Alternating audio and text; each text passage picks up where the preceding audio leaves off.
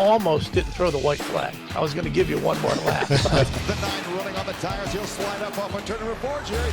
You've got a new race leader, Matthew Loeb. Your race leader with 4 laps to go. All right, who told you to tell that joke?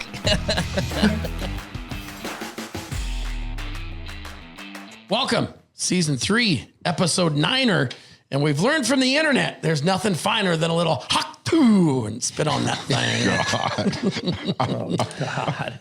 We're off the rails already. Where did you come up with that? You didn't even warn us. You were on the way over here today. You were on the internet looking for something to talk about. Oh no, I've been thinking about how we could work her into the. That never came out of your mouth. Thought we were going to keep this show clean. Yeah. There you go, thinking again. I thought we were going to do that thing. Come on. What? Nothing. I don't even want to talk about this. I saw a story where her dad is like a preacher or something like that. Unless it was. I think fake I don't know. I don't know. Did you read it on Facebook? Because it was true. It was something I don't remember. Someone. All the girls who act and say that kind of stuff, their dads are always preachers. Yes. The question, Didn't you watch Footloose? Yeah. Didn't you watch? I mean, come on. Hawk Tui girl or the Edmonton Oiler girl? She's the Ariel of. Hey, whoa! Speaking of that, the Edmonton Oiler girl, she signed a photo shoot with Playboy. Wow! I don't even know what you're talking about. I don't know the. So, what game was that she flashed? It might have been game. I don't think it was in the Stanley Cup. No, it was a game. I think it was. She stood up, had an Edmonton Oilers jersey on, and hello. Wow. Up come the jersey. Reminds me of a Rodney Carrington concert.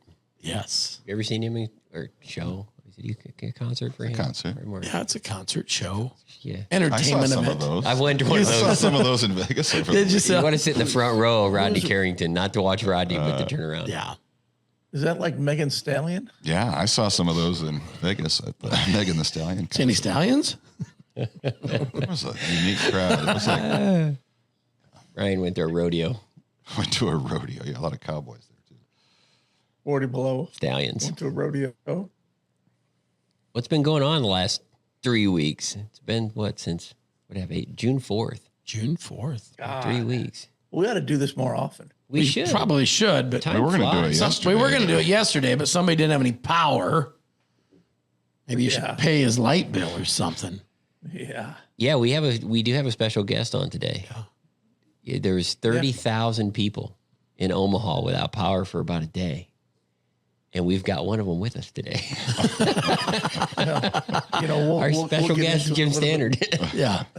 We'll get into it a little bit later in the podcast. Every now and then I felt, oh, this sucks. And then I go, oh, shit. I feel like shit because of what everybody north of Omaha is going through right now. And we can probably talk a little bit more about that coming up. But what? I probably didn't have it too bad, only losing power, to be very honest.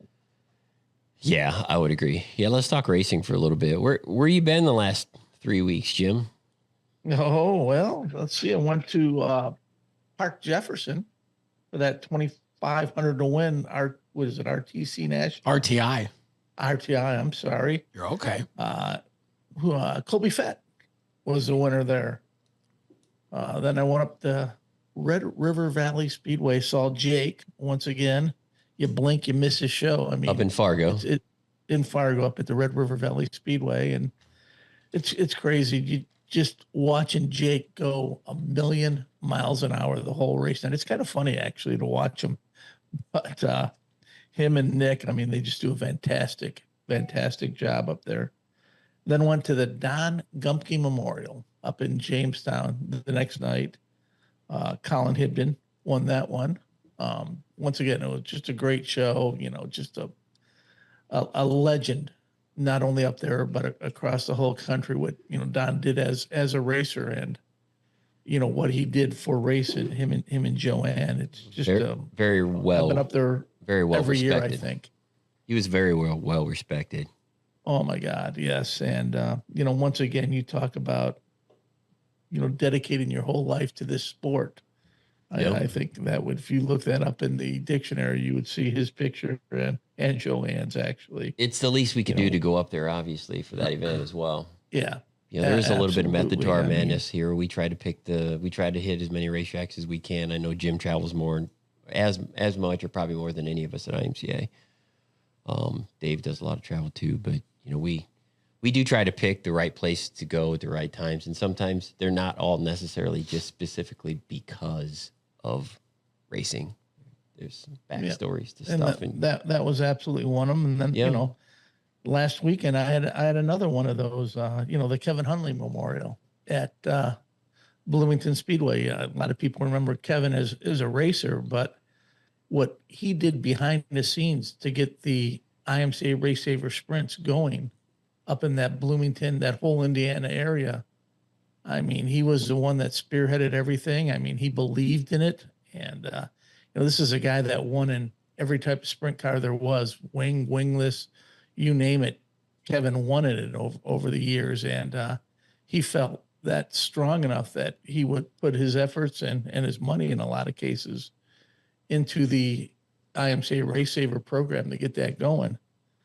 So, I mean, it's, you know, once again, another very, very important race. You know, I think it's worth us taking the time out and going to. I went to a new IMCA track, Lisbon, Cheyenne Speedway, once again, a Jake Bicker deal. And just to watch Jake, I mean,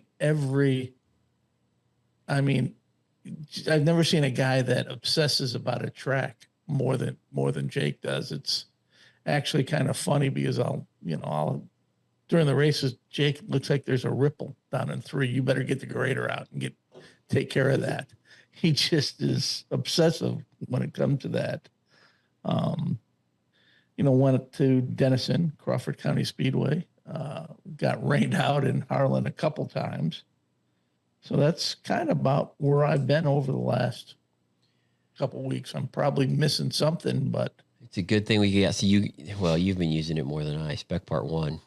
Yeah, Fargo is not that close to Bloomington. No, absolutely not. And you know, then I ended up after Bloomington, I ended up at Burlington at 34 Raceway, and I think the best race of the night at 34 was watching Brad and Jesse race the rain. I mean, you look at your radar and there's just a red dot over the racetrack. And you look and you could see the lightning, you could feel the rain. Brad, it's going to rain. No, we'll be okay. We'll be okay. Brad, it's going to rain. No, we'll be okay. We'll be okay.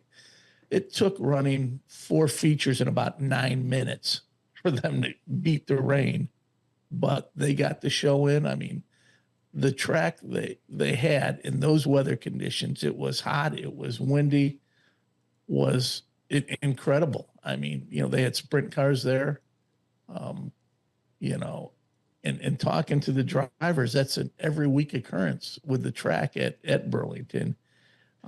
They've got that deal dialed in. I'll tell you what, if you're looking for a place to race on a Saturday night down in that area, I think you'll really be happy at 34 in Burlington.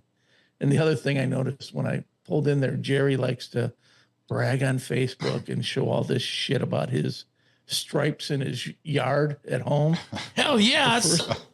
Manicure that place. I've ever been to a racetrack that has stripes in the parking lot and in the pits. Damn So, right. Jerry, try that at Marshalltown. Oh, we do. If you'd ever show, show up there, you'd see that it's striped every week. it rains all the time there, Jerry. Not all the Do you time. actually have a striper on the mower? No, but I mean, my grasshopper stripe's pretty nice. You got to. You didn't buy the striper for it. Now I got a It's just striper the way at it cuts home, it. but that's just the way it cuts it. It just. You do the Marshalltown? What's that? The stripes at Marshalltown? I've never noticed that before. I notice it every time. In my lawn care business, I know this because of my lawn care business. Yes. The striper is actually an extra piece of equipment you buy on a Skag mower. I've got a Skag, and it is nothing other than the shadow of the sun hitting. Yeah, because hitting the what? grass. Yeah, It's all it does. You sometimes get to lay the stripes the way the sun will hit it. Correct. I've Because- learned this in my landscaping business. I use my yard as the guinea pig. Of course, his slogan is, what is it? IMCA Landscaping. We kill grass dead. No. The grass is always greener on our side. Yeah. The logo. Come on, get it right. But see, to get the good striping, you have to cut it taller. Yeah, you don't. Well, you don't About have three, about 3.5 is about. Yeah, you don't perfect. want to cut for those who aren't professional lawnmowers. You don't want to cut your grass too short. No, don't scalp it. No, you don't want to ever cut it and see yellow. It's just bad for your yard unless you're trying to kill it or you don't want to mow it for a month. So, but the striper does work really good at about 3.5. You're actually correct. And it's all about the shadow. On the grasshopper, it's got this. Which way your house is pointing, which way you want the stripes to face, all that kind of fun stuff. And then you can put like the diamonds in there. Yeah, we could talk Patch it lawn this mowing. way. Man, I could talk lawn mowing easily for an hour. I mowed yesterday for a while. Easily for an hour. Anyway, Jim, you mentioned some at Burlington racing some rain. You know, I've been traveling a little bit too. I haven't went near as far as you. But just real quick before I get into that, we've had 300 events rained out. 300 before June 21st. Before last weekend, we'd had 300 as of last week. There's been a lot of rain everywhere. I mean, we had racetracks in Texas, I think, that rained out 7 weeks in a row. I know where there's been 5. I know where there's been 5 of them out. 5 weeks. Yeah, it's been pretty bad, you know, and again, we'll talk about Bobby Lincoln. I think he's only got 2 shows. Yeah, not very many. Yeah, he hadn't got many. So it's been pretty bad. I mean, you know, for us to travel and we deal with racetracks all over the place, you know, sometimes in one area it's great the whole year, and some area it's bad the whole year. But this is pretty widespread. It's been pretty wide across the board for us dealing with poor weather this spring. I went to 141. I only made a few trips. I went really far to Independence for the Hall of Fame night. I wanted to go to that. Scott Hogan was inducted into the Hall of Fame. Good friend of podcast guest. Past podcast guest, Race of Champions winner, longtime IMCA racer. I had never been to a Hall of Fame night, I don't believe, in Independence. You've probably been to many, Ryan. Yeah, I've been to all but the last 2. Yeah. I went to that. I thought it was interesting because Scott was inducted, and also Jerry Luloff. You know, both 2 guys that I say they're kind of like my age. They're not. They're both a little older than me. I've raced, I think, a little bit against both of them over the last. They've been racing for decades. Both of them, I don't think, are racing anymore, though, if I remember correctly. But you know, like Luloff won 21 features in Independence and 5 track championships. Scott Hogan won 14 features in Independence and 4 track championships. And we've sanctioned modifieds in Independence since 1983. So it's been a long time. So guys like Scott and Jerry Luloff who have been racing, who had raced at Independence for decades, I just thought it was, I mean, there's a lot of IMCA guys, obviously, at Independence, but, you know, I wanted to go to that. And I did. And the racing there was good. Mike Van Genderen and Dana Benning are doing a fantastic job there. They really are. I think it's a good combination of responsibilities between the two. Mike works on the track and does a lot of the prep, and Dana does all the promoting. Back end stuff. Mm-hmm. Yeah. So I think it's a good combination. I think they're doing a good job there. Independence has always been, I think, a very nice facility, but that Fair Board has dumped a ton of money into that place over the last 10 years with storm damage and some of the things that have happened, and Independence is just, you know, it's always a good place to go. Yeah, the grandstands got wiped out that one year. That was 08, Yeah, I it's been a think. while. And it's only 30 miles from here, for those that don't know. It's only 30 miles from our office, so I don't have to fire up Spec Part 1 to get there. I can just... Well, I mean, it's road. about it's 42 because you got to go around the detour out here north of town. Not really. You just go through Brandon instead. It's really not that far out of the way. You're talking like you know this part of the world, Jerry. You I don't. That's why. Yeah, you don't. Just take the back way. I don't know the back way. I found the back way There in the is office one. today. Yeah, I drove in by your house today. Yeah, I went by your trailer house today. That was pretty nice up on stilts. My trailer house. We came in the back way. We came in the back way. construction, and I was him over out there by the way. trailer court, your neighborhood. Oh, yeah. Yeah. And it's out by the airport, so I try to keep I live right, I just park my airplane right there by my house, kind of like John Travolta does. But anyhow, How do you know John Travolta has that airplane at his house? don't you read? Come on. No, I Everybody knows can't. these things. I went to Heart of Texas too, which wasn't right down the road. I went out to Heart of Texas. Kinda. Well, it is. depends. It It kinda depends where you were at. If you were at Terry Black's barbecue, you were right down the road from it. Yeah, my wife and daughter left 3 30 minutes after school got out, and we're down there for 3 weeks. And so I was home by myself for 2.5 weeks, which was kind of strange. But I went down to Waco to ride back. I flew to Waco and well, had Spec Part 1 drop me off, and then I rode back with Virginia and Kennedy when we drove back. But I went out to the Heart of Texas Speedway with Virginia, her family and her friends and everything. Go out there her family and friends go out there almost every Friday night. So they wanted to go out there, and I wanted to go out there, and I didn't really want to work. No offense, but so I sat in the grandstands. But I got to talk to Jerry and David, who run obviously Heart of Texas. Talked to Jay Branson, who runs KSP or owns KSP. Saw a lot of familiar faces. Talked to quite a few racers just wandering around. But the races were really good at Waco. They were really good. I went to Waco for the All-Star Series down in Texas, Oklahoma that, the tracks put on, and I'm walking up to the tower and I heard somebody yell my name, and I look there's Kennedy. Yeah. They were out there. They've been out there like 3 weekends in a row or some crazy thing. 2 weeks. Speaking of Kennedy, she helped me win the Power Wheels races. I did see her in that picture. Yes. I didn't go out there that night. Speaking of Power Wheels races, Ryan, how you doing? Have you had a full recovery yet? Or? Well, I think my elbow is still skinned. My hip was sore. Oh, The good first Lord. IMCA member that's ever had That hurts. How do you I didn't even skin see your it elbow? happen. Ryan skins his elbow in mud. I mean, how's that Obviously, possible? it wasn't mud. No, I was so far ahead of that, I didn't even see it. Yeah, you had the mascot run interference for you. So. Yeah, I think my daughter Kennedy's been to as many races in the last 3 weeks as I have. She's been to more. She's been to all of a sudden. No, come on. I went to 141. Okay. I literally drove home from Waco on a Monday all the way. It's like 15 and a half hours. It's a long drive. And then I got home like 6 o'clock. 5 o'clock. We leave at like 4 in the morning when we make that trip. So I got back and 141 was the next day. It started the next day. And I'm like, I'm not going to get back in the car and drive again. So Carson was over at 141 for the first day. And then on Wednesday, I drove up to 141. It's only like 6 hours from here. Yeah, it's not that bad of a drive. Hours. It's a relatively short drive compared It's to an easy to Waco. drive. So I was in Waco one day races, and a couple days later, I was at 141. Kind of like Jim from Bloomington to Fargo. We put a lot of laps a lot of miles on our cars. That's why we need that plane. 141 is cool. CZ's obviously has bought out Retai checks. I think we've talked about this a little bit, but CZ does a great job there. And all the staff is all familiar people that I recognize, and all the racers up there at that. They've been around a long time, their staff. There's a lot of people in general in that Wisconsin area of IMCA racing that have been around a long, long time. A lot of familiar faces. I always enjoy going up there, meeting new people.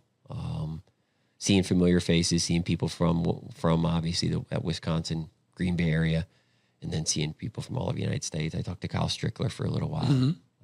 He was racing some IMCA stuff again. But yeah, Benji, that on the night I was there, Benji, they did a passing point system at 141, and I'm still not a fan. I'm just not a fan. I'm not going to be. I don't want to be critical of racetracks and decisions they make. I personally don't like passing point systems. I just don't. I've said this for the day I've been here, and I don't think I'll ever quit saying it because I just don't. It's confusing to me. Oh, do we tech that car, or do we tech that car right there, or wait, that car back over there that's not even in the tech area? He's the guy that transfers, and we don't even tech it because we don't know he transfers. So you get into that stuff from us as a sanction. Yeah, from us as a sanction, it gets a little confusing, and I think it's confusing for race fans too. Not that it doesn't put on good races or all that other stuff, but. Again, I don't really like passing points. However, the night I was there, Benji started on the pole, won his heat race, didn't make the A. He won his heat, didn't make the A, went to the B. Based on their passing point system, he won the B, and then started 12th in the feature, and then won the feature. So, I mean, if it's a redraw system, I think he started 12th in the feature. That the same scenario could have happened, right. I guess, except maybe he would have transferred out of the heat and he could have drew 12. Yeah, could have drew 12. You know how it works. But Benji was the fastest car there. I mean, a couple more laps, he probably would lap the field. I mean, he was that good that night. So, which again, for that area is pretty familiar. I think he won the next night or 2 nights later at Beaver Dam. They had a couple 2,500 to win shows too down there. Big Money Benji. Yeah. But 141's a cool ass racetrack. If you've never been there, you've got to go there if you're a race fan or if you're a racer in general. The whole facility is just neat. Yeah, It's It just a really cool is. place. It's very small. You know, you go out here to town where there's got a quarter-mile track here in Vinton. I think 141's smaller than Vinton. If it's shaped differently. It's shape. Yeah, obviously. it's odd shape. I think It it's just smaller. seems very small when you're in the infield there for some odd reason. Maybe it's the big pond or whatever. It's probably the pond. But it puts on great racing. 2 different shaped corners. We've talked about all this stuff. But yeah, I was glad I went to 141. I was glad I went to Waco too. And then I went out here to the demo derby and the trailer races this last weekend. I had fun with that and watched. Were you there? Were you there for the monsoon? I was. Actually, I worked. I helped Corey see both nights. Did you run a skid loader? I did. Figured. Yes. Yeah. That's his happy place. Exactly. It is. I'm like Jim Harbaugh of racing. Yeah, Harbaugh said, they interviewed him one time and they said, "What would you do if you weren't coaching?" He said, "I'd probably be a landscaper." I would probably be a landscaper if I was not in auto racing. At least now I would know that. When I was younger, I probably wouldn't have made that decision, but I don't know. It's just fun. It's my happy place, my window time. So yeah, running skid loaders is fun. Picking up demo cars, having demo guys yell at me, "Hey, you're going to ruin my car." I'm like, the thing's It's in a demo. What do you Sorry, He just lost the Demolition Derby. Yeah. Yeah, I mean, there is. Yeah, I mean, this guy's yelling at me $100 how I'm stuff picking in up there. his car. I'm like, the thing's beat to shit. What are you talking about? It don't run and it won't move, and you're telling me how to pick it up. hey, as long as the frame, I ain't gonna in hurt it. in a derby car, as long as the frame, engine, and transmission is still there, Crazy. they'll use it again for another one. It's crazy. They just go in and hammer it all out, and there's a science to it. It's serious. Unfortunately, demo derbies have got a lot like racing at times, and that is the more serious it gets, the less fun at times it appears to be More for money people. it is. Right. Yeah. I mean, they spend more money. I mean, you can spend it's some stupid amount, like $5,000 for a rear end in a demo car. Yeah, $30,000. Just to wreck it. $30,000 demo cars with $25,000 engines in them. I mean, that's almost like sport compact racing, and There was a guy that won the state fair derby last year. They won the state fair derby last year that he had. It was a full blown 410 sprint car engine in that. They're in like that sumbitch. and they're like and it tanks. went. Whoop. I'm like, whoa. They run into each other and the ground shakes. The cars don't. The ground does, because they're literally like they build tanks. It's crazy. There's like a science to it all. It's kind of cool, but anyhow, we say podcasting about demo derbies. We'll be having the first ever Supernationals Demolition Derby at Boone 2 Yeah, on what night is that? That's on Thursday.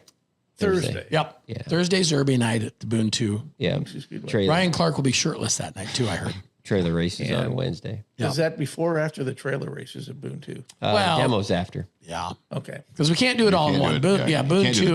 the demo. The mud bogs are on Friday. We're gonna flood the infield of Boone 2, and we're gonna Yeah, have let's mud not bogs, talk about flooding. like a redneck revival kind of deal. Haven't you seen those videos? Yeah. Am I the only person that watches this stuff? What's Saturday at Boone 2 during Supernationals? Yeah, it's a secret. We do have a flyover for Boone 2 scheduled, though. Just not Boone 1 though. No. Wouldn't be as exciting over Boone 1. Do you want to drink real quick? do you want the car keys? I mean, you might have to drive home. Dave went up to let's move on. Dave Drive went up to home, the I thought it Pacific was- Northwest. Dave has been up to the Wild West shootout. Wild Shootout. Yep. Up in Jerry Schramm puts on up at the, Yeah. I think they're at Wairika and Coos Bay and Medford, Oregon. Southern Oregon, Douglas County, new track this year. Yep, new Cottage track. Grove, Willamette. It was all last Sunset. week, right? If I remember Sunset. correctly. Yep.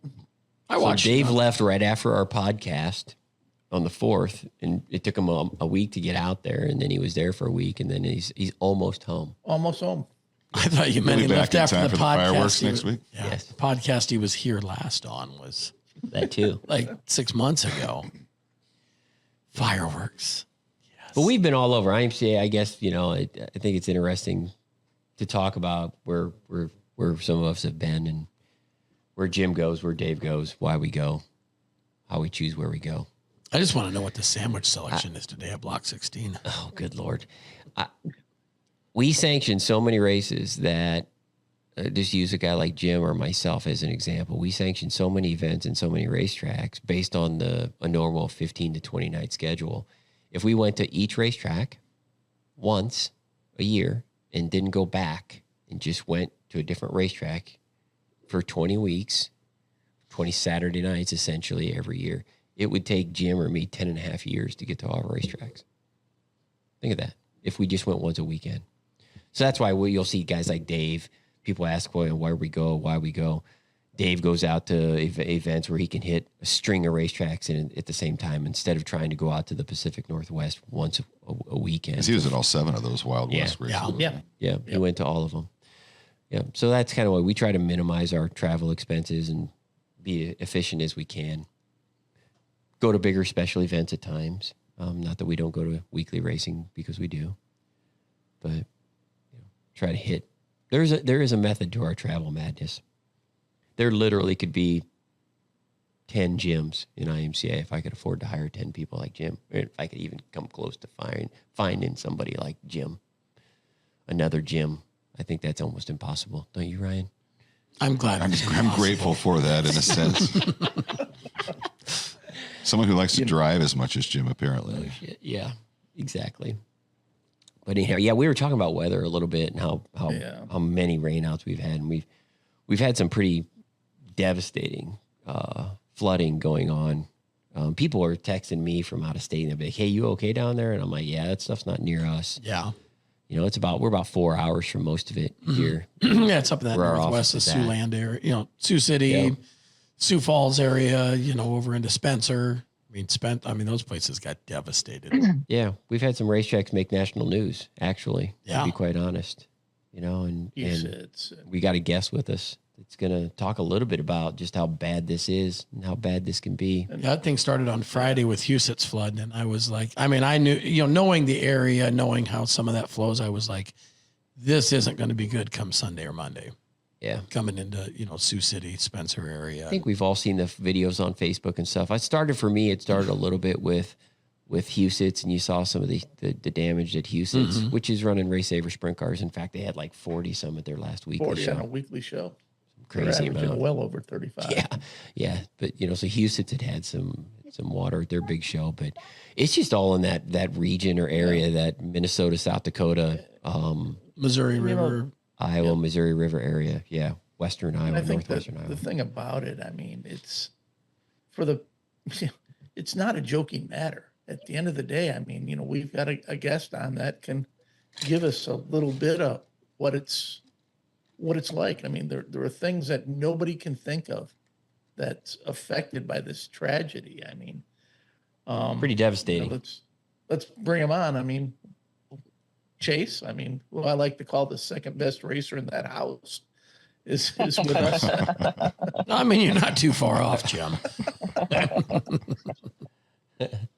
He's definitely not the best. He's definitely not the best looking racer in that house. Or the best.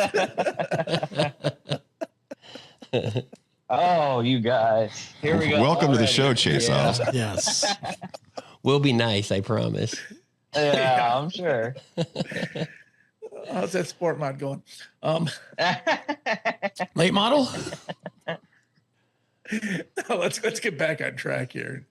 Chase obviously promotes Interstate up in Sioux City or wherever. What's the official location? Jefferson.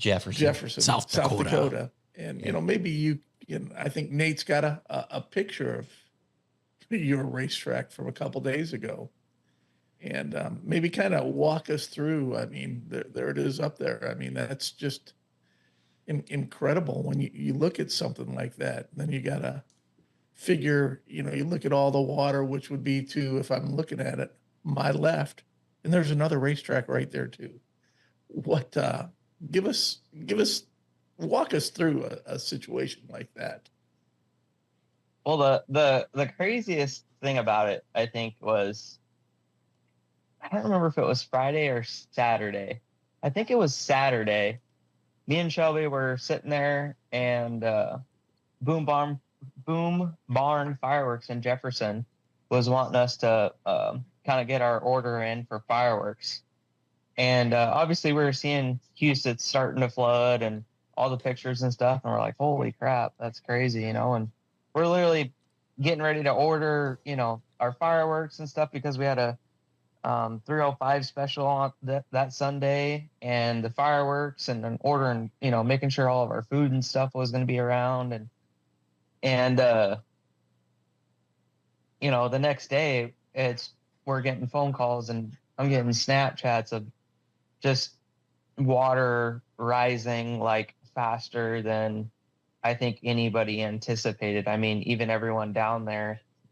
I mean, I know a lot of people that were out in the garage working on their cars, you know, it almost seemed like they had predicted or whatever that the water was going to be there like Monday or Tuesday or Wednesday. I can't remember exactly when it was, but it was the same day that,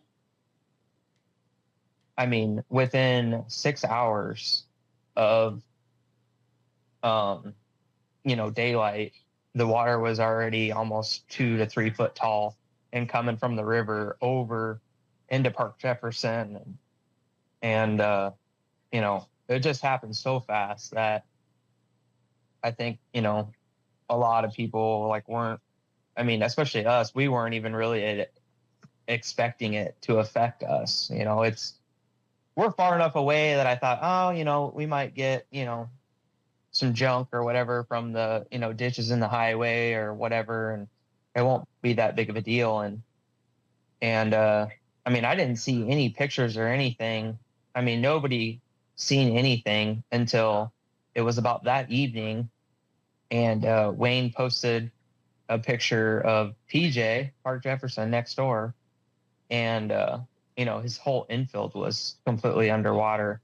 And I don't know if you guys have been there or not, but like the elevation change from, you know, the top of his racetrack to the infield is every bit of probably 7 to 8 foot. And it was damn near to the top, you know, of water. And we still hadn't seen anything of our racetrack. And I'm like, oh my God, if there's 6, 7 foot of water at Park Jefferson, there's no way that our place isn't the same. So yeah, it was just a crazy afternoon, crazy day. Like I said, we were literally sitting on the couch talking with the boom barn and getting fireworks in order for our fireworks show that we have. And yeah, it was just definitely crazy. Yeah, for the people that don't know, the two racetracks are literally right across the street from each other. Looking at this picture here, that's facing south, looking to the south. Yeah, if you look, and Park Jefferson is over to the left with a little. That's kind of like the Park Jefferson's parking lot, that little grass section right there. Yeah, where there's no water there. Just that's where you pull into the racetrack. It's a unique situation in itself, and I think we've talked about this before. To have two racetracks right across the street from each other is kind of wild. We sanction both. You know, they operate on different nights. But yeah, to me, that was going to be my question to you, Chase. Was like, how did you have any time to react? Did you go to the facility and do anything? Did you have any time to do anything, or is it sits just basically the way it was the last time you were there? Yeah, it was sitting exactly how, it was after the last race we had. I mean, we had this past weekend off for the Madness Tour. So our guys, if they wanted to go race the Madness Tour, they could. We didn't want to have a points night on that Sunday and then, you know, them guys not be able to go to Worthington and start the tour. And so, yeah, we had the weekend off, thank God, because, you know, we would have probably been down there and working on everything. And, you know, my 2-year-old probably would have been with us. And I mean, it was like just a blink of an eye to where, I mean, you couldn't even get to the road, you know, because it was underwater. So, yeah, it was just definitely absolutely crazy how fast it actually happened. I mean, obviously they say flash flood for a reason, and it just was almost instantaneous, you know. I think that actually, you know, they were, like Chase said, they were predicting it was supposed to be like 24 or 36 hours later, but upstream a levee had broke. Like I believe up in southern Minnesota, a levee had broke, and when it broke, it just let the water come. Crazy. How much rain was it? We Like saw pictures of houses, right by the track just being washed away, and sinkholes and everything. I mean, just it's hard to imagine the devastation that something like that brings. I mean, obviously the racetrack, but to everything in the area. Yeah, it's Well, like the biggest thing for me was that it was almost hard to even make a Facebook post on the Interstate page, because at the end of the day, it's everyone's hobby and it's what we love to do. And, yes, we have money involved, and it is our second income. You know what I mean? I've got a young daughter to feed, and it was almost hard to even make a Facebook post being upset. I don't need that, baby. Hold on, Daddy's on the phone. Okay, here. 1 second. I got to get some jelly for Roland. yeah, like enjoy those times, because they go by Absolutely. Yeah, quickly. it's raining up here again right now, so I get to stay home and hang out with the kids. So Let's I'm say never Jim. mad about that. Yeah, but- I did see your Facebook post. I thought you wrote a really it was well written. That's my opinion. Brett, it came from the heart, because again, it's like one of those things that I feel like is about a sticky situation, because we didn't lose our home, we didn't lose the clothes off our back, and there's probably, I'd say, hundreds of people that literally don't have their home anymore. So it was very devastating, and even devastating to us, because there were some of our people down there, fans, and a couple racers that a lot of their stuff got swept away and washed out. And so it was just really, really hard to, I don't want to say like not or be upset at our situation, because obviously we were, but there was people out there that had it much worse.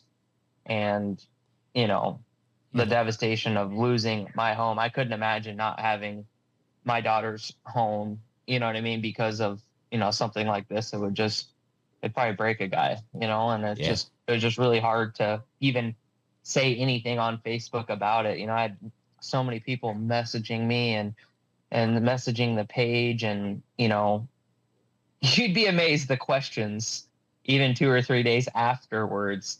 Well, are we going to race this weekend still? Yeah. Like, are you kidding me? Yeah. It's just so crazy. It's like, guys, believe me, we want to race too, but now is not the time. Now is not the time to, I had people messaging us, we need a GoFundMe. And I'm like, make a GoFundMe for the people of Sioux City. Like the McCook Lake families that literally their roads are gone. Oh, there's 15-foot holes to even be able to get to anything that's left of their house, Yeah, things could always be worse. They really could. And it doesn't matter if it's your main occupation or a secondary occupation, however you want to view it, running the racetrack. It's a business. And you've got investment in the business. You've got time, you've got your, obviously you care. So, seeing anything destroyed, water can be pretty nasty. It can rip things apart. It could just literally just ruin things. But it doesn't matter if it's a business. It doesn't matter if it's if it's your home.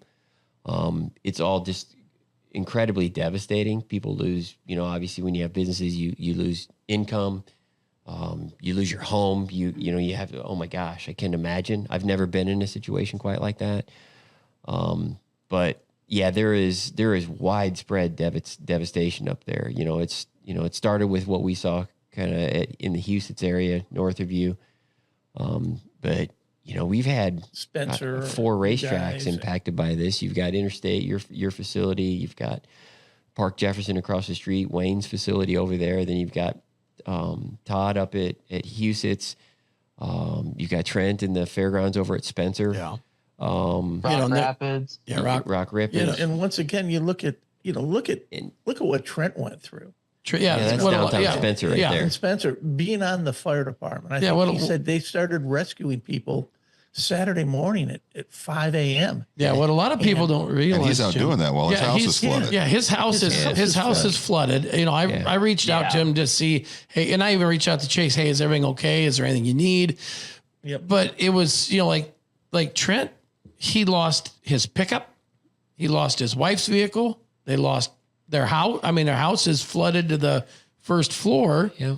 And you know, in that town of Spencer, I mean, like I said, I think he was Trent's out 96 rescuing people while his house is flooding at the same time. Yeah. Yeah. And in the meantime, you talk about you want to racing run taking a back seat to everything. This is real life. You know what I mean? right. And in the meantime, he's supposed to run a race in Alta. Yeah. Or run a race in Spencer. I texted Trent at like, I want to say it was like 9 or 10. And I was like, hey dude, just checking on you. Like, I could tell that I was starting to see, Snapchats and stuff of like Spencer starting to flood, and it's like, I just want to make sure you're all right. And I don't think anyone heard from Trent for probably 3 days because the guy was literally working and trying to save people. And here we are worried about, if we're going to race on Monday or not. And I'm like, I don't think you guys understand how bad this is actually is down there. You know what I mean? You can tell the people who are lives. Yeah, you can tell the people who were not directly impacted by it, the ones that still want to go racing. Once again, Trent was out there rescuing people in a boat from their houses. Yeah, and there's people who have lost their lives up there too. Right. Well, are you guys going to be able to race on Monday? Or when in Spencer? I mean, come on, who would do something like that? Well, the thing of it is you couldn't even get, there was a proclamation out that if you didn't live in Spencer or you didn't have immediate family in Spencer, you could not go into Spencer. You couldn't even get in town. They sent guard, National Guard had sent helicopters and troops up there to help in all of those areas. And it was just, you couldn't go anywhere. And the roads were, now that the water's going away, even the roads getting to Spencer from like Emmitsburg to Spencer, it's washed the roads away. Yeah.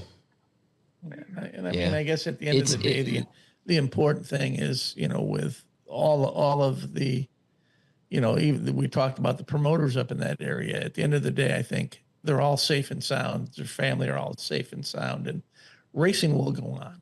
Yeah, and the racers are much like you guys will get everything going up there, but there will be a time for, a lot of times we say we need events like that to bring people back together. Once there is a moment to be able to do that, it'll be special, it'll be good, and the world will be right again. But you just need to give it time to get to that point again. You gotta let it breathe. Yeah. Yeah, much like Justin Addison made a post on Facebook. I'm sure you guys saw it. A lot of people saw it. And to be honest with you, me and Chubb were like, I'd be surprised if we even get to race in August. The biggest problem with Interstate is that the electrical that is there is so old and there's so much power and everything going on. The electrical company called us and said, hey, we're turning the power off. We know that there's water down there.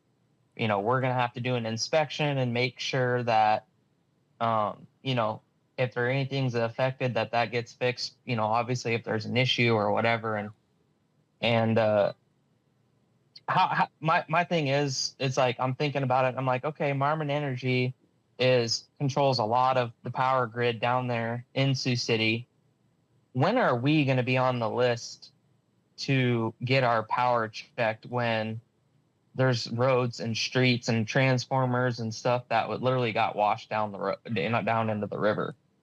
So, I mean, it could be a month or 2 months or 3 months even before they can even get to us, to just to do an inspection. Because I think there was about probably, and Jerry's been there, so he knows. I mean, most of you guys have been there, but there's probably, the bathrooms and stuff, there's no electrical sockets down low or anything like that. But there was about 2 to 3 foot of water in our kitchen, in our like standalone freezer that Cisco delivers to for all of our pop and food. And there was one of our freezers, I don't even know how, but it got out of the kitchen somehow that we store all the fries in and the chicken strips and all that is gone. Somehow got out of there, was floating down. And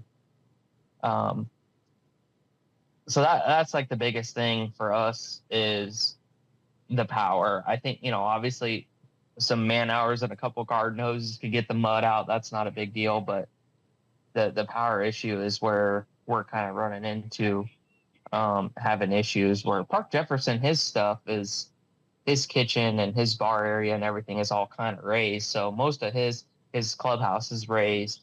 Most of his stuff is, going to be, his equipment and stuff like that got affected by the water. But his kitchen and stuff, I don't think even, I want to say there was probably 2 or 3 foot before it even could get to his kitchen and stuff.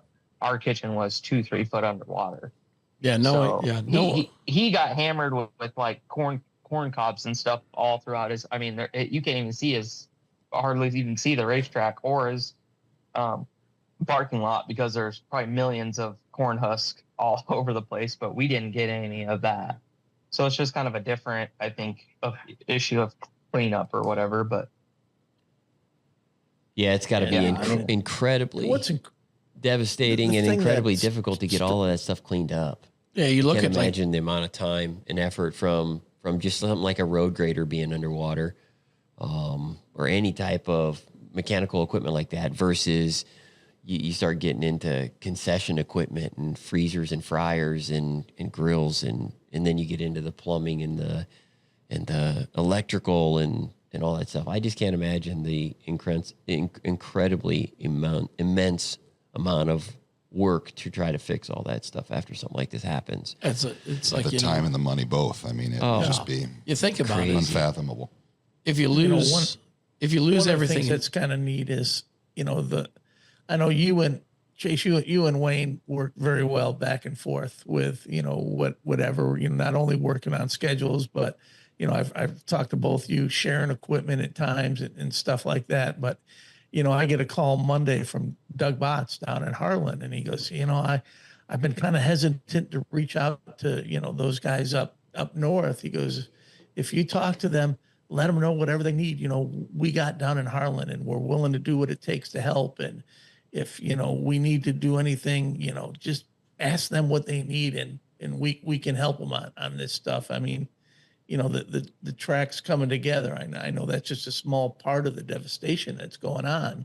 Like you talked about the personal tragedies, what's important, but the way most of the people in this industry try to look out for other people. I mean, we're all in this together and sometimes we all might not agree, but at the end of the day, I think we all have a bond being in this industry, and that kind of shows in situations like this. Absolutely. Even with Wayne being next door, I mean, directly next door, our customer base is the same. Our fan base is the same, and I want to see him do good, because if he does good, we do good. If we do good, he does good.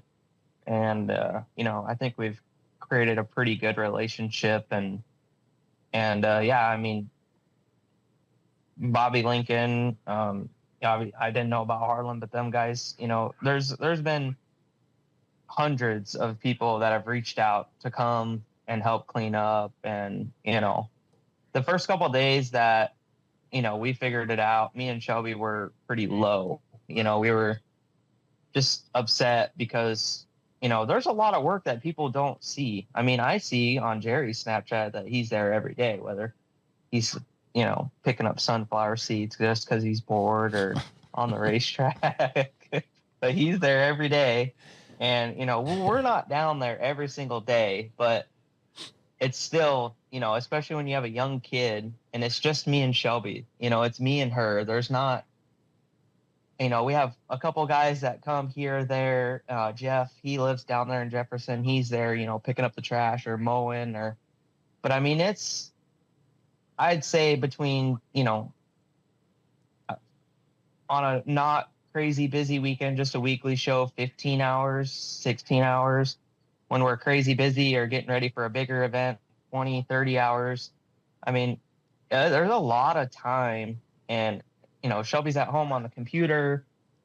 Cisco orders and organizing this, that. I mean, there's just so much that goes into it that I think a lot of people just don't realize. They show up for one day, they have a bad night. We're the bad people because of it. It's just sometimes it wears a guy out. And then, a situation like this where, people you would never expect to even give you a phone call, they call you and want to help. And so, yeah, what you guys were saying, the community, is definitely, somewhat uplifted our spirits about it.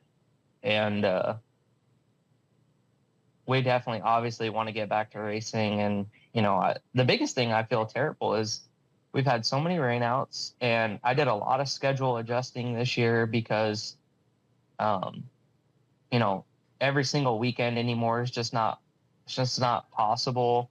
People, aren't wanting to be there every single weekend and wanting to do stuff with their family. And so, we changed the schedule up. So, we've raced 3 times this year with rainouts and weekends scheduled off. It's July and we've raced 3 nights. And then for this to happen, it's just tough. A crazy, crazy season. Well, we really appreciate you taking the time to talk. We really do. Absolutely. We know you're busy and probably got a lot on your plate, but if there's anything we can do over here at IMCA to help, we're always here. You can always use us as a resource. And if we need somebody to come over and clean up, we'll send Jerry. Perfect. I've already offered.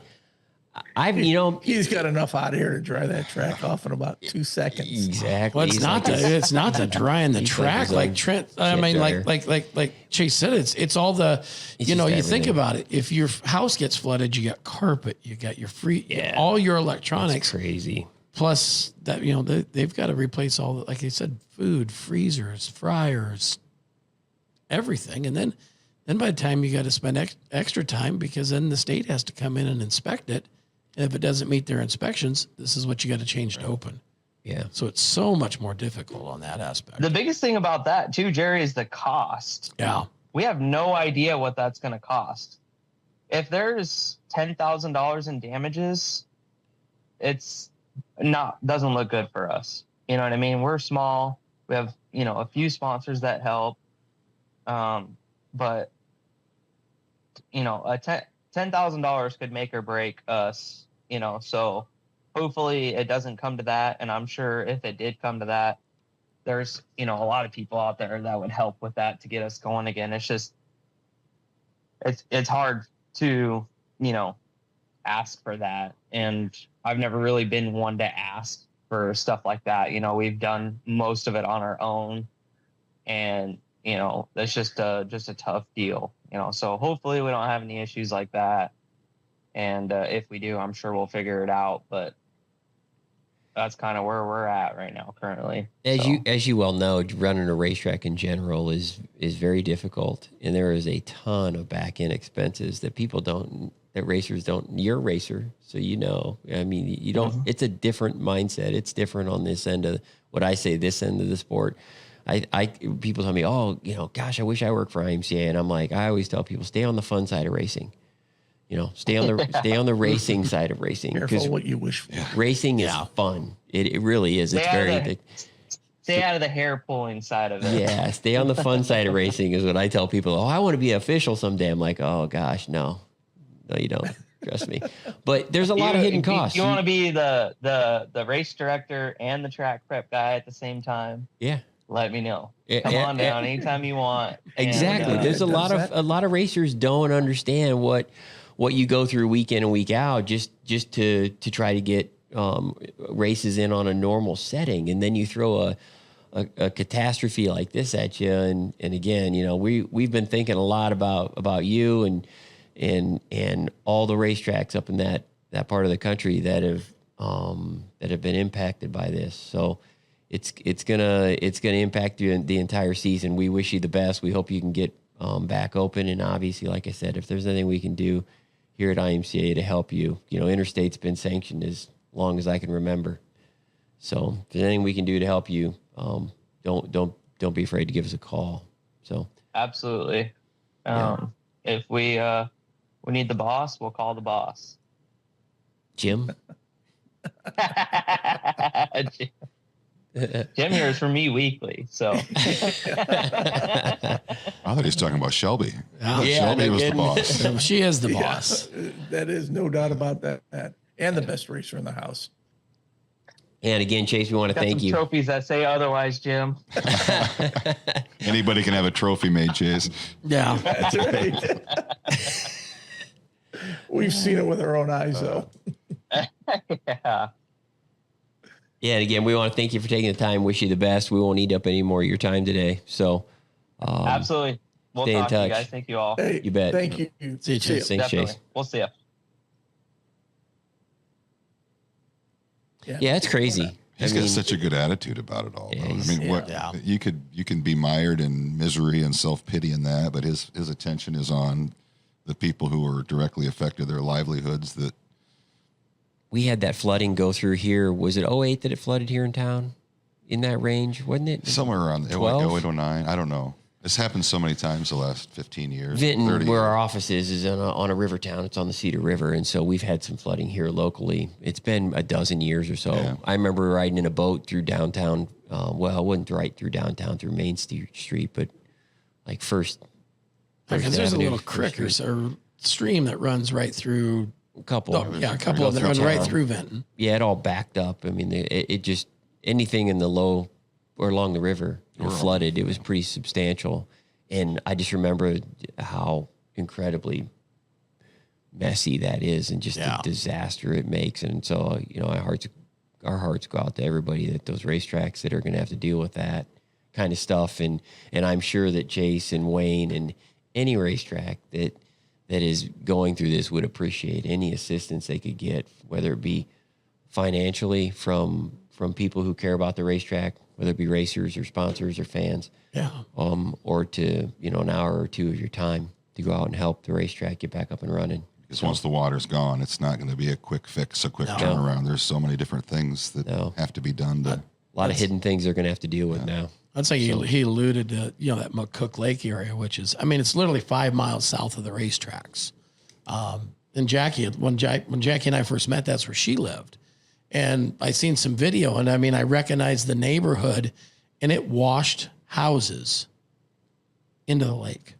Yeah, And it cut this one street. It cut, you could see the sewer line, you could see the water line, and those are buried 4 to 6 foot in the ground.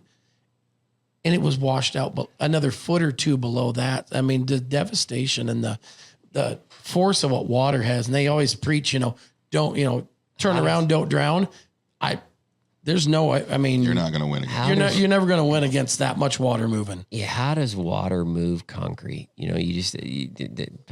Big pieces of concrete. You see some of that. It just washes the out. Force is just incredible. Washes out. It erodes below it. And it just. We've had a tough spring with weather. We had the situation in Greenfield with the tornadoes down there, and impacting some IMCA racers down there, and like I had mentioned before, passing away of some family members of IMCA racers, and it's just, I don't know. It's just been a crappy weather year, put it that way. So, anyhow, what else? I don't think we can say enough about Trent Chin, what he went through in Spencer. Once again, dealing with being on the fire department, and for probably 2-3 straight days out there trying to rescue people, and as your home gets flooded, I think didn't he park his car at the fire station? Yeah, his truck got was flooded. Yeah, because that's where the flooding started. There's the, I think it's a Little Sioux or Big one. The river that runs right through the south side of Spencer is right next to the fire station. And when I talked to him, he said, because I said, hey, if you need to run out, let me know. I'll come up and I'll help and whatever you need. And he said, I can't even get there because I don't have a vehicle. He had no way to drive. Yeah, because his truck got flooded at the fire station where he was working, and then at home his house gets flooded and their other vehicle gets ruined. And he's out in a boat rescuing people. Yeah, it's crazy. Yeah, the timing of all this as well. You've got the Madness Tour that was set to kick off on Sunday and run all week through, believe through tonight. Stewart. And, you know, the Worthington had the opener of the Madness Tour. And someone said that there's only 2 roads that you could even get in and out of. Worthington. I talked to guys who said we can't even go race because we can't get there. Right. Roads were closed. Roads were washed away. Yep. Yeah. So I mean, that obviously had an impact on Worthington's Madness race. And then obviously Spencer was the next night. I believe it was Spencer. The next night was washed out. And then we had Park Jefferson. And Alta.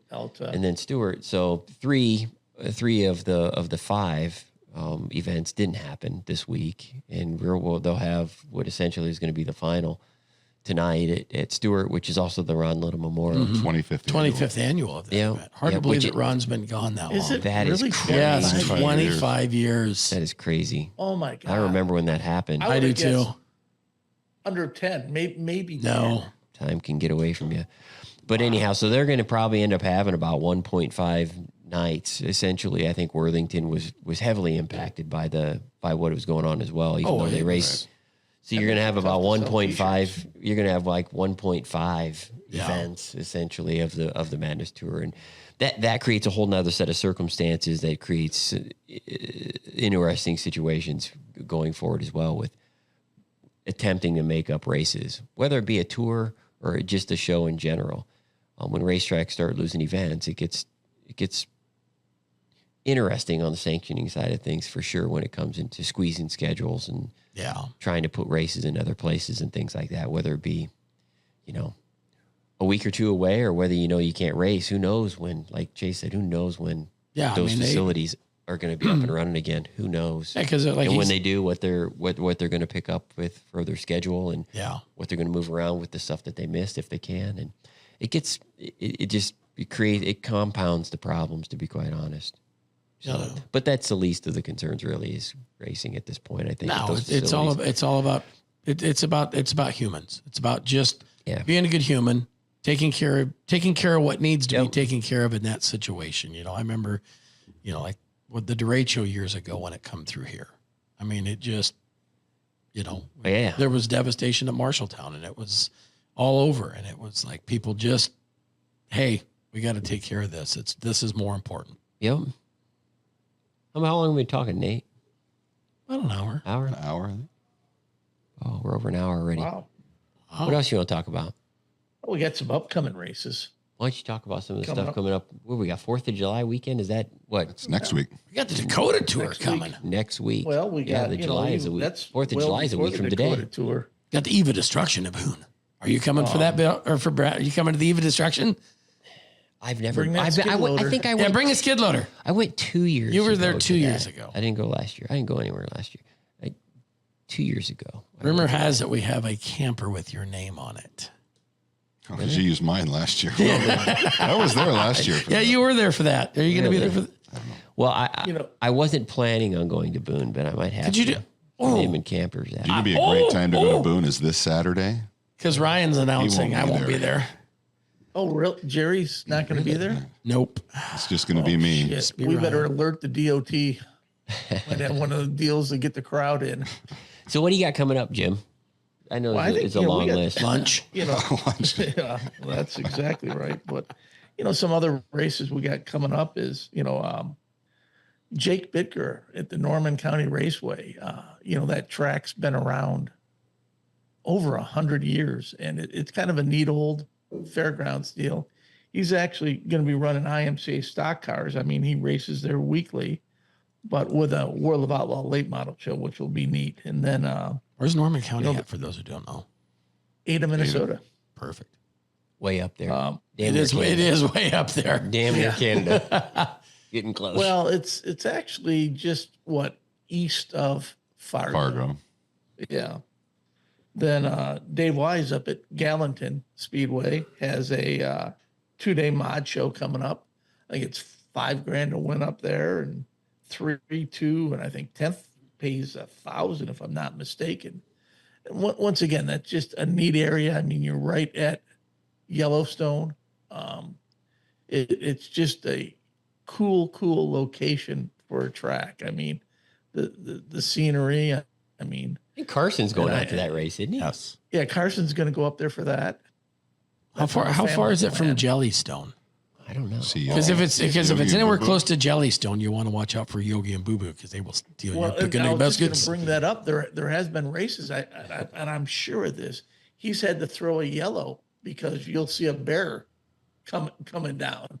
Hey, Boo Boo, the concession stand. A picnic of baskets, and then I'm actually. What was the park ranger's name in that show?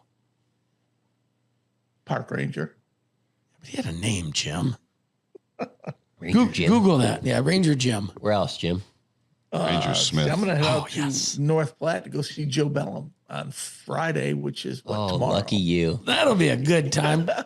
Well, give him hugs and kisses from us. He's got 5 IMCA classes, 2 classes of dwarf cars. Better you than me, Jim. Sprints and midgets. Well, he's got 5 IMCA racetracks too, doesn't he? Exactly. He's got we all give Joe so much shit. Oh, I know. It's just unbelievable. But it's well deserved. Oh God, he did, and it's well taken. He brings it on himself. He does. He really does. Yeah. And it's one of these trips that I'm making because I have heard nothing but great things about what he's done in Lincoln County in North Platte. I mean, he's had a couple of races under his belt there. You know, the track conditions have been great, but more importantly, he has just absolutely jammed the stands. And, you know, to see something like that is kind of neat. And Joe has got it done up in North Platte. So that'd be interesting to go there. Where else? Then I'm going to probably head up to Crystal, Michigan on, I think, what is it? The 3rd of July. They've got $1,000 to win, at least $1,000 to win, modified special, and then merit in the next couple nights. And then we've got the Pelster Memorial at Boone County in Albion, which is, you know, once again, we talk about those special races. That pays like where it's more than just about racing. It's one of the highest paying stock This cars. is one of them. I mean, I almost $7,000 to win. Don't think I would miss it. And you know, you talk about the outstanding job, the you know, not only Delmer but everybody involved in it. You know, the effort they put into it. I mean, I think last year's stock car race paid over $6,000 to win. It was like $211 in show up money and no entry fee. And I mean, it's just a tremendous event. The community supports it once again, as they should. I mean, it's, and stock car racing too. Lost his son a few years back, and I can't even tell you how many years this is now, but it's just a special race. The pre-race ceremonies that they do honoring Tanner, and that is just incredible. And it's, you know, a race I don't want to miss. And then we go right into the tour. Yep. Dakota Tour. Tour. Going on tour. TER or TUR? Tour. And then after that, Supernationals registration will open up. Yes. That's right. Yeah. And I think on the tour, was it the other day? Yesterday, was it yesterday? The Race Saver Nationals entries opened up. So once again, you sprint car guys, jump on the bandwagon. And they got Brock Beater. Is Brock Beater going to run the tour direct this year? He will be the tour director this year. Brandon. Sorry. There's so many beaters. Sorry. Sweet Meat will be racing. Sweet Meat's racing. Sweet Meat Beaters racing. That's Brock. No, he's not. Brock's not racing. He's too busy. So Brandon's going to be the tour director, and Sweet Meat's just going to do nothing. Manage his business, and we've got obviously Byron's. Dave will be up there. The Byron's involvement. Yep. And Turnbull's involvement. And then obviously Dave is going to be up there, and I think Jim's going to take a couple of nights up there as well. So the tour is going to the tour is going to be good. It's going to. I love what Aaron and Byron are doing with the tour. I mean, you're seeing a lot of pre-race stuff, and I mean, I think they've tweaked it a little bit. I'm really expecting it's probably going to be one of the better tours ever. And What I like, the hard work, Highly anticipated. Highly Yes. anticipated. What I like about it is very well. it's put the tour in the racetrack's hand. The racetracks just come together and decide, hey, let's do this. Let's do this. And once again, the important thing is every night of the tour will be able to be seen on IMCA TV. For the last couple of years now. Yep. That's been the case. I've been watching it. And that Yeah. way the tracks get paid for that. And then after the tour ends on like the 11th, 10th, 11th? Something like that. Whatever that Thursday is, it ends. We're opening up Supernationals entries that following Monday, which is like We got the to do a 13th, I think. podcast on that day. July 15th. 13th, something like that, whenever that Monday is. Supernationals will open up. So we're starting to get into July's an interesting month because you've got the 4th, and just like Jim had mentioned, there's just shitloads of specials in and around that weekend, and then the tour kicks off, and then there's still an awful lot of specials in July. There's a lot of county fairs. County fair races. You get the fair stuff, and then it trickles into August, and then we get into the Clash, and then by the time we get to September, we're at Supernationals time. So July's an interesting month for us because all the racing that goes on, but then we're also pretty hot and heavy on Supernationals preparation. So We are going to do that again this year. Correct? we are still going to have the Supernationals this year. I haven't canceled it yet. Thursday night show, the Supernational still on track. I think so. To the best of my knowledge, it should be. Yep. But Supernationals is coming along Thursday well. nights are tough. Carson's doing a good job within the community of Boone. He's reached out to a lot of the hotels in the area. He's been doing a great job getting their involvement, which I think is awesome. We've never done that before.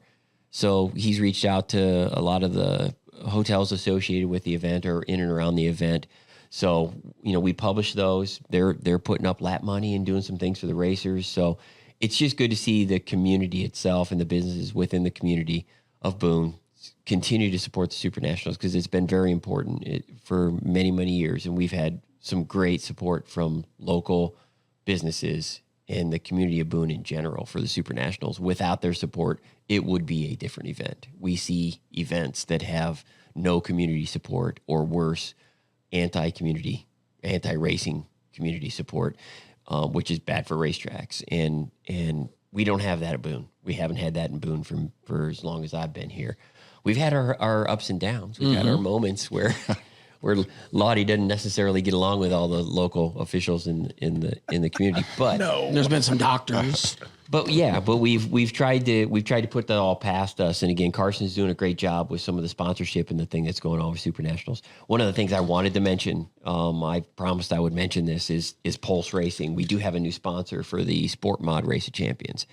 We've got Pulse Racing. Where's this at? It's right here. I saw this online and I thought it was really interesting. These little tear-off assistance things. Oh, you could have used that night that you run the sport mod right into the wall because you ripped all your tear-offs off. I'm telling you, they could have used these at the trailer races in Vinton on Saturday night because it rained like 2 inches during the event. During and the trailer race they still itself, had yes. the trailer races, and they had their heads out the window with their visors up in the trailer races. And but I'm not joking. They could have used these. More than a stack of tear-offs. But these little handy little Pulse tear-off assistants, whatever he wants to call them. Billy Vest owns this place now. Billy Vest with Dirt Defender. A lot of people know who Dirt Defender is, mud covers. They make a very universal mud cover that goes on about any wheel that most of our IMCA racers are using. Billy has been involved in that, but he stepped up with Pulse and is going to be associated with the Race of Champions for the Sport Mods for the next 2 years. And if you haven't seen these yet, or even don't know what they are, just Google Pulse Racing Innovations, or go to their Facebook page. They're pretty cool. There's some videos on how they're being used. You just put them right on the side of your visor, and it gives you it's got the little extended tear off clip, whatever you call it. It just helps you pull one on a time. I thought it was incredibly innovative. That'd already take one, not 10. All the time. But we're glad to have Billy back on on board with us at the Supernationals, specifically with Pulse. Now, has he still got the cool. full-on fireman's mustache, or did he take that all? The last I saw him, he did, and he wears that well. I don't know. Some guys can pull that off. Some guys can't. I think he can pull it off. That and a bottle of Lone Star. But no, Supernationals is in hot. He's going to start hot and heavy right after the tour. Once again, look for that if you're an IMCA racer and you're planning on attending Supernationals. Make sure you check out our website. All the registration information, all that stuff is going to be available the Monday after the tour. And it's not too soon to start with the Supernationals public service announcements. If by chance you see a police dog on the grounds, do not attempt to pet it. Don't pet it unless you're Jerry. I just want to know: is there going to be 2 stages at Supernationals this year? Is there going to be like? Well, there's going to be 2 tracks. There'll be like a Boone 1 stage and a Boone 2 stage. Something like that. I mean, I do have my Frog Station. Look at that Frog Station, Wisconsin. Oh, there you go. Pat's Bar is no longer there. Now, I did hear that that Danny is getting ready for the Boone 1 stage. There's some things in the works for the.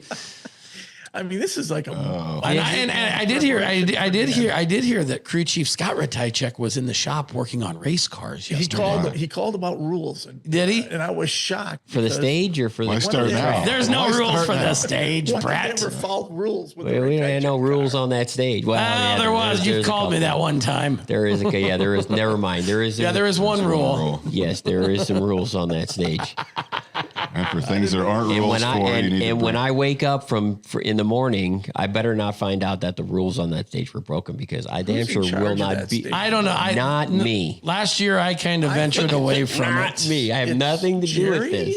Nope. I just sit back and watch the excitement. It's way too fun for Jerry to be the person that's in charge. There's a couple things that was in charge. Just make sure you take your antibiotics if you plan to. Jimmy Cole. I think Jimmy Cole's in charge. Master of ceremony. All I know is I did. Accusation. Austin Bozick won a feature here a couple weeks ago at Boone, and I checked the date on his helmet. I think his mom's going to be getting his mom might be getting him a helmet for Christmas. The things people do. Speaking of Boone, one last thing about Boone, the King of the Catwalks is coming up. The Hawkeye Challenge was just happened. That is such a cool race. I had more than one person on Facebook reach out to me about this Hawkeye Challenge deal and running all those divisions on the same racetrack at the same time. It's really unique to Boone. I don't know anybody else that's doing something like that. Do you? Nope. I'm sure somebody will copy it now, but it's pretty cool. They've been doing it for years at Boone. Yeah, Lottie started that deal like in the mid or the late 80s. Yeah. Because they did it 3 years, because it was always Supernationals, and then you'd take a month off, and then it was the Hawkeye Challenge. Is that online anywhere? Can you watch that anywhere? There is some stuff out there. The whole race is on Facebook. Yeah. So if you're listening, you don't know what the hell the Hawkeye Challenge is, go on Facebook. Garrett did some great work with and watch it. It's like mod lights and hobby stock and a stock all the car, divisions. all the divisions at the cars. same time on the racetrack at the same time, and they handicap it, or they have to run different. So the sprint cars had to run speed. the sprint cars had to run 25 laps. Mods was Pretty cool. 23. I think sport mods and mod lights were 22. Hobbies were 21 or so. Yeah, hobbies were 20. But I mean, it came right down to Tyler Thompson and his Race Saver sprint car making the pass to he completed 25 laps before everybody else completed their laps. But the idea of that is to get everybody to come down on the final lap at the same time. Yeah. It's crazy. It was awesome. It's always a neat. I heard it's good. It's a neat one of a kind event that I don't know how Lottie brainchild it years ago, but he did. And the King of the Catwalks is going to pay $5,000 to win for stock cars. What? Don't tell anybody. Oh wait, no, tell everybody. That's an automatic qualifier for the It'll All-Star. make an automatic qualifier for the All-Star at $5,000 to win. $5,000. Where'd that name come from? Well, I mean, Boone's known for catwalks, ding dong, so that's why. Okay. So, I mean, you're going to be the king of the catwalks. Is that your idea, Jim? Is that what you're trying to say? No. They are Boone is the catwalk innovator. Yes. Gotcha. I mean, it was somebody's idea. One thing before we wrap up, I think Saturday night, my plans are to hit Eagle. We talked about special races, and, Saturday night they'll be running the Stan Caesar Memorial Race. We lost Stan a little over a week ago. And once again, anybody pretty much in the Midwest racing, you know, is run across Stan as an announcer, as a, you know, Didn't he have, God, wasn't it he was Speedway doing graphics or veteran something? race cars for years and Yep. graphics and stuff. But the number of tracks Stan announced at is, I mean, just about every place. And Very well respected. Very well. oh, yes. absolutely. The Nebraska, you know, Hall of Fame, you know, obviously, Yeah. I think he was president of that, or He was there for a while. Yeah. Yeah. And, you know, obviously inducted in it. And, you know, once again, a guy that dedicated his whole life to this sport. And, you know, once again, our thoughts, prayers go out to the family, and For sure. you know, Eagle is going to be running the memorial. I think I don't even know what it's up to. Money keeps getting donated. So I think it's even coming down to all classes now of people have been adding money to. So that'll be another special night. I did find out just the other day, if you go back in history, like Hawkeye Racing News, you know, if you ever watch that, you know, photo credits, Dean Malone. I mean, Dean Malone had taken pictures in Iowa for years. He passed away on I didn't know Wednesday. that. He did? Mm-hmm. I did not know Yeah. I that. didn't know that. Yep. He took the aerial at Supernationals. Yep. Dean Malone. If you've got all these aerials that you have There. from over the years in your office, and Right they're at the behind you guys. racetrack. Those are Dean Malone pictures. Dean would go up in the plane and take it, and he passed away. Well, I did not know that. Mhm. Just yesterday, Thoughts which go would out have to been his family. Wednesday, Yesterday. depending on when you're watching this. So he lost his wife had passed her. She'd passed a while ago. Then his son Gordon had some health issues. He passed away a handful of years ago, and then hadn't seen Dean the last couple. He was there every Saturday at Boone, and just the last. I think he saw him once or twice last year, and then just hadn't seen him this year. But I'd heard he'd been in some ailing health. But he's got a lot of great photos. I had the chance to sit down there in Dallas Center one day and go through stacks of photos with him. And we were looking for we had the 50th anniversary of Boone, and the photos he had were just amazing. What else? Oh, I got. Ryan, do you have anything? Nothing comes to mind. You ever know when you're riding in a car with somebody and they start It's an talking hour and about something? we're an hour and 20 minutes God. in, Jerry. I don't think anyone. Did you was guys listen to Megan Thee Stallion on the way here? No, but all I heard was Ryan talk about how he had to go to the bathroom, and they kept talking about it and talking about it. By the time we got here, I had to go. This is going to get off the rails quick. Yeah. It started off the rails. It got back on the rails. Now you're going to take it back off the rails. Well, that's the way we end these things. We don't need to know about Ended in Ryan's a bowel ditch. movements. Story of this podcast. Well, like I said, the corn wasn't tall enough for him to stop. I mean, somebody had seen him over there with a stick in his teeth going, with a what in my teeth? stick in your teeth, I thought, bearing down, getting her out. So speaking of bearing down, we're going to bear this one out and bear you of all the hassles of everything going. But if you get a chance, head on out, catch out. If you can't catch it locally at an IMCA racetrack, you can always get it on IMCA TV. Maybe you missed something like the Hawkeye Challenge or whatever. You can always buy that $24.99 replay pass from IMCA TV and watch 30 days of everything. So I don't know. Maybe we'll make it 3 weeks, 2 weeks. Maybe we'll do another one of these tomorrow. You'll never know. But tune on in. It's been our pleasure. Enjoy.